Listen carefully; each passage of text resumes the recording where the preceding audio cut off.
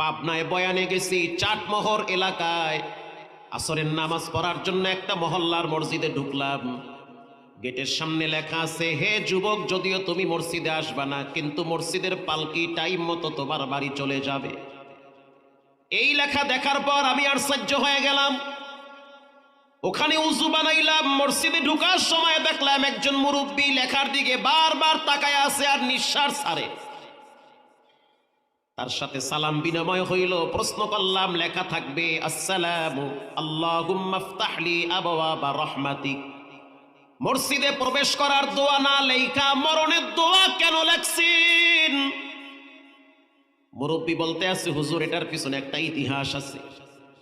আমাদের এই মহল্লার থেকে কিছু যুবকরা মাইক্রো ভাড়া করে কক্সবাজারে ভ্রমণের জন্য রওনা হয়েছে।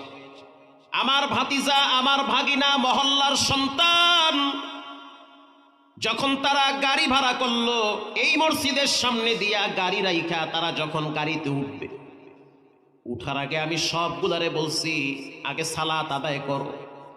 বেশি আনন্দ করতে গেলে বেশি বিপদে পড়া লাগে, কারণ বর্তমান সময়ে হঠাৎ হঠাৎ মানুষ বিপদে পড়ে। মহল্লার সভাপতি স্পষ্টভাবে বলে, ওদেরকে আমি বুঝাইলাম, ওরা আমার সাথে নামাজ পড়ল।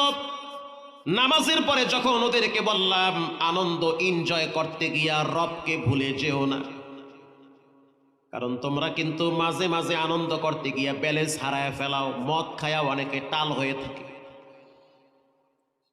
কিন্তু তারা সেই কথা মানে নাই। শুনলাম পরবর্তীতে মাইক্রোর ভিতরে তারা বক্স বাজায়া বাজায়া নাচতে নাচতে কক্সবাজার রওনা হইছে।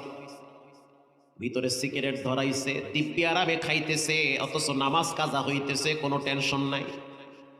ঢাকা ক্রস করার পরে যখন কুমিল্লা রোডে ঢুকলো, ইউটার্ন নিতে গিয়ে একটা হোটেলে খেতে যাবে। হোটেল ডান পাশে, গাড়ি বাম পাশে। ইউটার্ন নিতে গিয়ে হঠাৎ ট্রাক আইসা মাইরা দিছে। এমন ভাবে মেরে দিয়েছে, 11টা লাশ আমরা ভিতর থেকে টাইনা বাইর করছি। এই মসজিদের সামনে 11টা লাশ আমরা শোয়া রাখছি। সে আমাকে লাঠি দিয়া দিয়া দেখাইতেছে, এখানে একটা, এখানে একটা, এখানে একটা, 11টা লাশ এখানে শোয়া রাখছি। ওই দিন আমার মন চাইতেছিল যুবকের রক্ত দিয়া মসজিদের সামনে লিখে দিব, হে যুবক, তুমি যদিও মসজিদে আসবা না, কিন্তু পালকি টাইম মতো তোমার বাড়িতে যাবে।